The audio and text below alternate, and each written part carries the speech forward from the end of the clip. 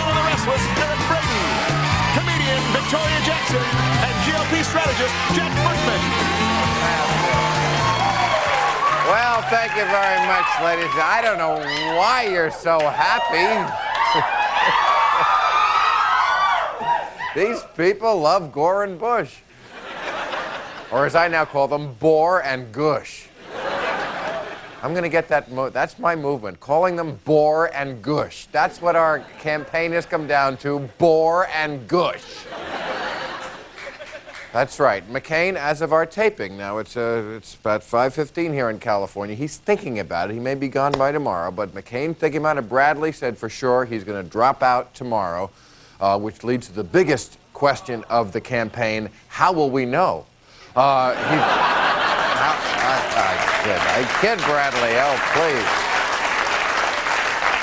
Yeah, McCain is thinking about it down there in Arizona, his home state. Although whatever he does, his home state of Arizona made news yesterday. It was the first state ever where voting occurred on the internet. Americans, for the first time, were able to make important political decisions in their underwear, just like President Clinton. I kid, President Clinton. Okay. Well. Now, here in California, we had a lot of propositions. Also passed yesterday a juvenile crime bill. I don't know if I get this. 14-year-olds in this bill can be executed. I don't know how I feel about sending 14-year-olds to the electric chair, but it does give a whole new meaning to the phrase, you're grounded. I tell you, it's terrible. I have to report the news. Sarah, I'm so sorry.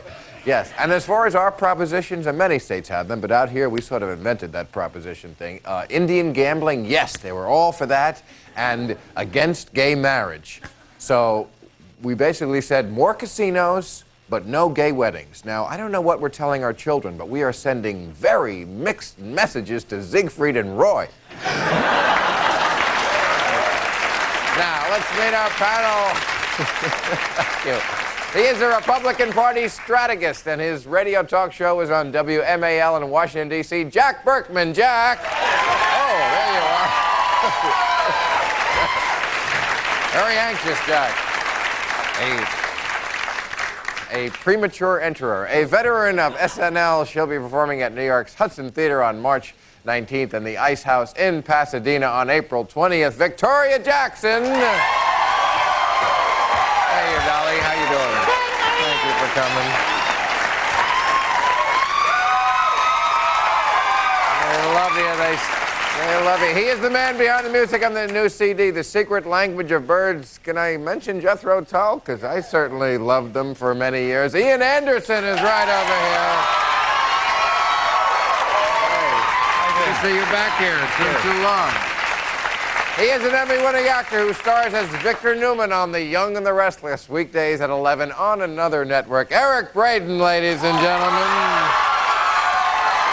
Matinee idol. There, come on, say uncle. Come on. Wow. Okay, well, last night we covered the primaries, of course, and we got to talking about some of the propositions out here in California. Of course, they passed Prop 22, that bans gay marriage. I don't want to go back into that. We covered that last night. But I couldn't help but notice that today Bush was, or Gush, remember, it's Bore and Gush.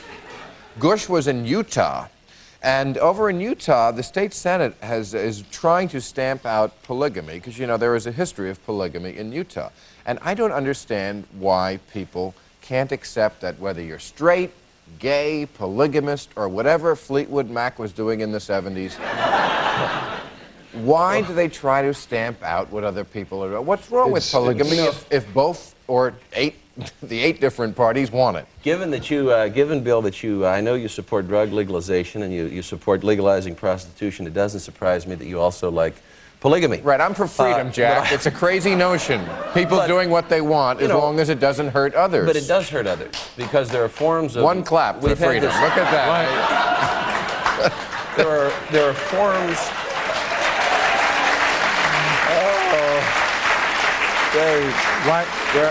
There are kinds of consensual behavior that do hurt others. because if you say that if you allow two gays to marry, if you allow a man to have seven wives, if you allow a man to marry a goat, you undermine the sanctity of the institution of marriage. Goats. Now It's whatever path you go down. But a goat cannot be consensual. But who are you doing harm to with that? You're doing harm to the institution, because marriage is it's no longer sacred. There's nothing wrong with the state promoting values.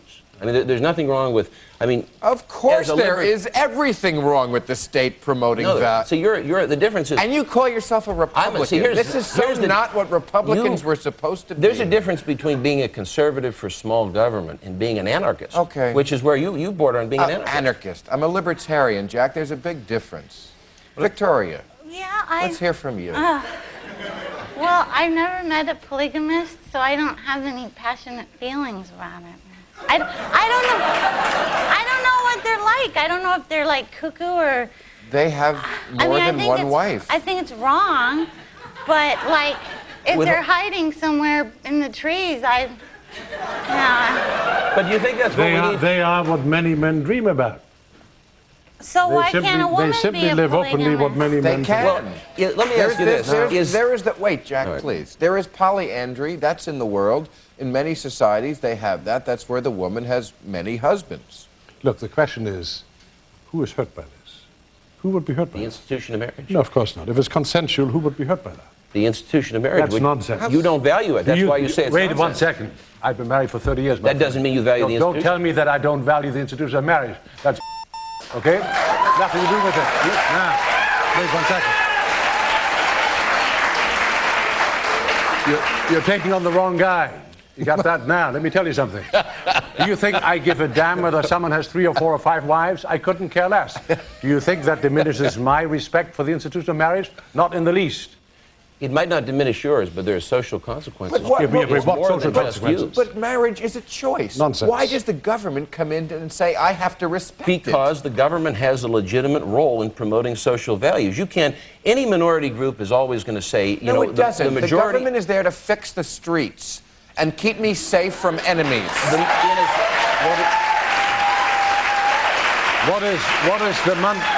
What is the mantra of Republicans is to get government out of people's lives. Used to be.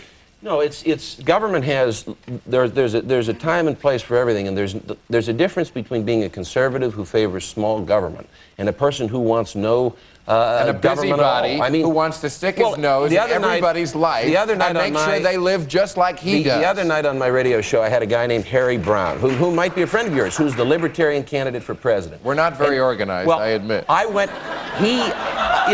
His philosophy, and it might be your philosophy, is he wants to do away with every facet of the government that's not an immediate constitutional function. The only thing he wants is defense. But that's what Barry Goldwater wanted. No, but Hello? He wouldn't have any. I said, what about do away with the Department of Commerce? What about trade law? What about environmental law? I said, I believe in scaling these things back, but I sure don't believe in getting rid of them 100%. Neither does Newt Gingrich. Bill, I know what's wrong with polygamy. They have a lot of children, and all those children are going to have a lot of children, and they're going to all of a sudden our whole country will be polygamous.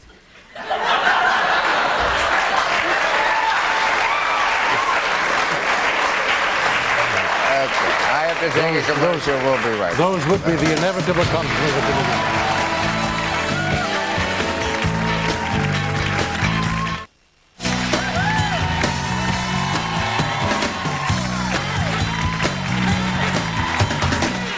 All right, we started to talk about libertarianism, which is close to my heart, and you mentioned legalizing drugs. Okay, we can debate that, but let's talk about how far we should set the goalposts on this one.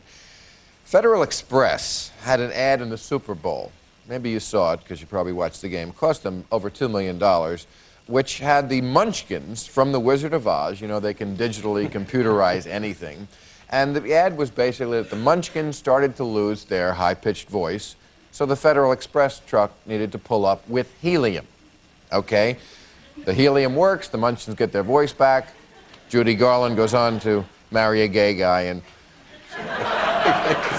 OD. They have a polygamous Okay. relationship afterwards. Now, they had to pull this head, yeah, because the National, listen, I'm not making this name up, the National Inhalants Prevention Council. Isn't that Clinton's organization? It's what? That's Clinton's organization. Yeah, okay.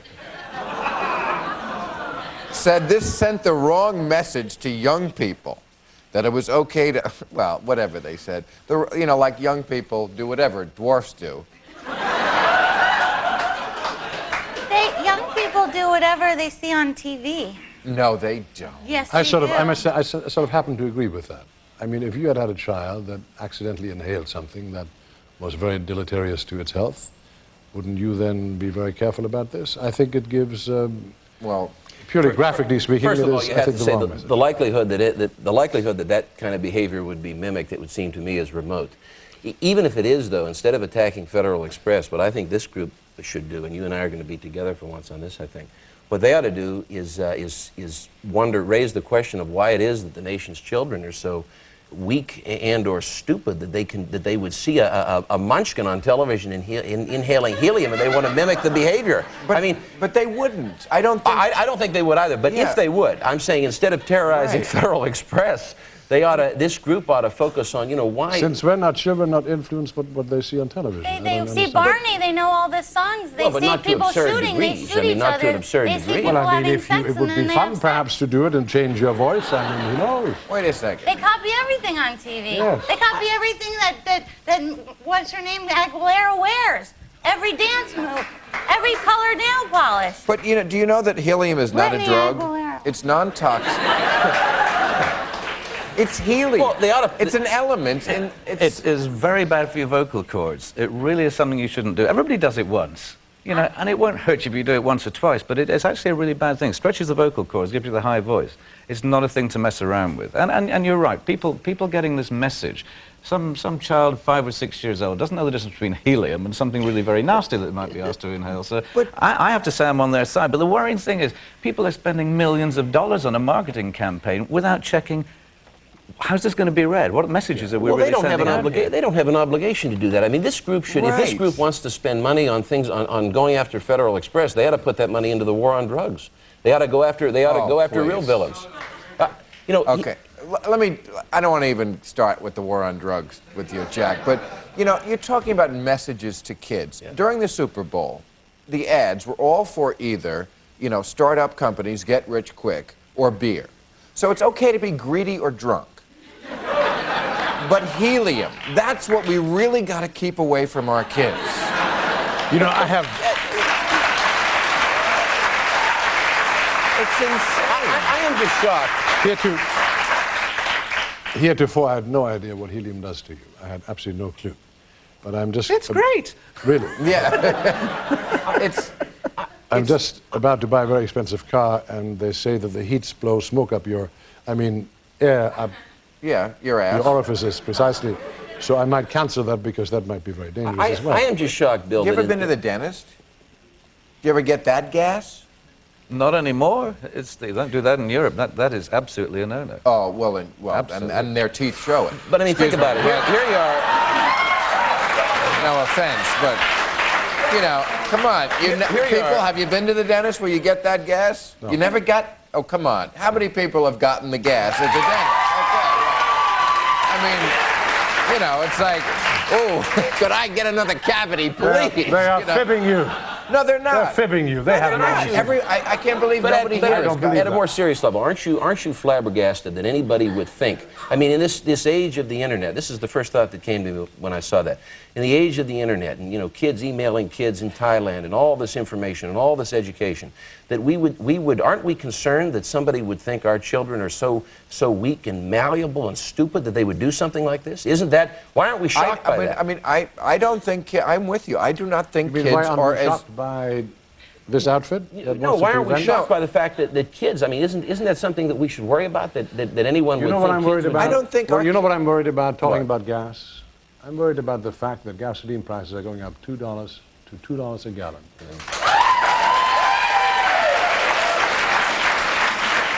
And as I was working out prior to coming here today, I just sat there and I thought, the only thing that would undo Gore's ride to the White House would be an unsettled economy. How do you unsettle an economy? You raise oil prices. So you're alleging, And wait are a you second. alleging a Bush conspiracy? Right. I have no idea. It just occurred to Right, me and as I was who is more bicycling. into oil? I have no idea. Hello, Gore and Bush. That's a The only thing that is Bore and Gush. that. Oil, Gush, Gusher, it's all coming together. All right, I could take a commercial. We'll do that.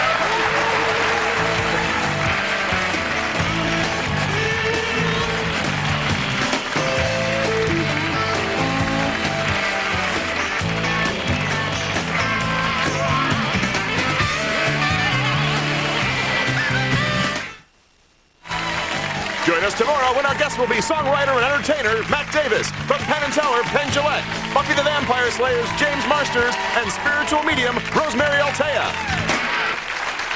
Okay, we're talking about kids doing helium, which I do not think is a huge problem out there. However, it was in the paper recently that between 91 and 95, the number of kids under 5 years old who are on antidepressants doubled and stimulants tripled. And there are a lot of people who are upset about this. Even as young as the ages between 2 and 4, there are actually millions of kids on stimulants, antipsychotic drugs, antidepressants, including Thorazine. These are pretty heavy drugs. And I know a lot of people are against it, but Are there any correlations between the administering of drugs to kids who come from single homes or single-parent homes, or? that I don't know. What it is I think, is the new babysitting. I mean, it used to be you had a rambunctious child, you'd put him in front of the television, let the TV babysit him. Yeah. Now, in the modern age, everything's sophisticated, I guess, so you bring your kid to the, maybe upper middle class, upper class parents bring their kid to the doctor. They say, my kid's a little restless, what do I do? Well, they say, well, he has a problem. Maybe it's a kind of disease. It's easy to Let's say from address the it. outside. But I tend to agree with you. On the other hand, I would have supported your point completely. I just now, prior to coming in here, talked to someone who had a daughter who had ADD, attention deficit disorder, and they did not know what to do with her. Right. And really did not, for years. And finally put on Ritalin, and it solved the problem immediately. Right. I mean, it's very So- easy from the outside to say, oh, you know what, they're just using it as a babysitter. But if you've been around a kid who's bouncing off the walls like a racquetball, Yeah, I Yeah, mean, if you have a child who has a little problem, then of course it's ridiculous. It shouldn't be a babysitter substitute. But there are people out there with clinical problems Yes. that require clinical treatment. Yeah, but- so why deny somebody, especially Right. at that age? I mean, to carry their burden through There to are- adulthood without any Well, form of there's no treatment, it question. can't be right. There's no question that something like Prozac has legitimate uses. But among Then why not 5-year-olds, on what kids? percentage of 5-year-olds need Prozac? I mean, you well, I have. mean, 20. Happily, a very small one. But for those that do, why I don't deny think it them is the very treatment? small. I think, you know, the human being is a test tube of chemicals. And we all, adults, and you know, you can make your points about the drug war, Jack, but we all pour different things in there to change our moods. Yeah, but And- I tend to agree with Jack. I think it is very dangerous to administer all that stuff to kids. I come from the world of a physical world.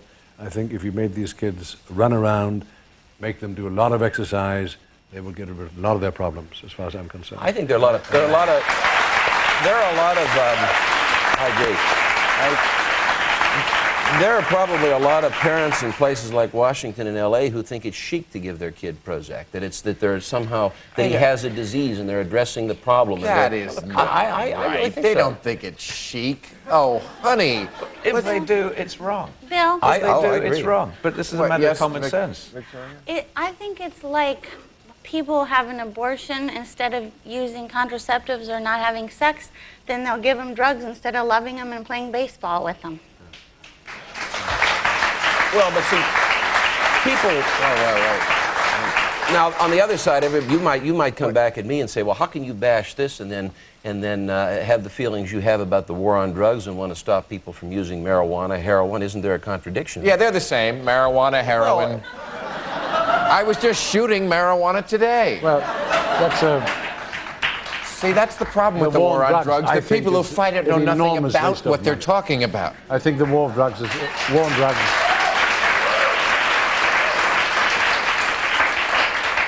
I think it's an extraordinary waste of money and effort and has not solved a damn thing. It hasn't. Well, It has increased the criminal class quantitatively by many numbers. And none of the candidates, And none of it has including been solved. Bohr and Gush, No.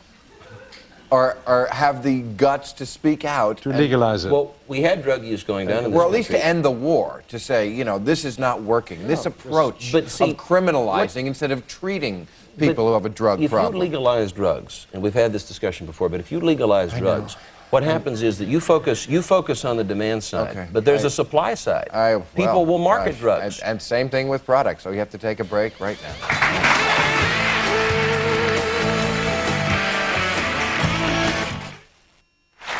Okay, Ian Anderson, The Secret Language of Birds. Jethro Tull, great stuff. Okay, tomorrow, Mac Davis, Penn Teller, James Marsters, and Rosemary Althea.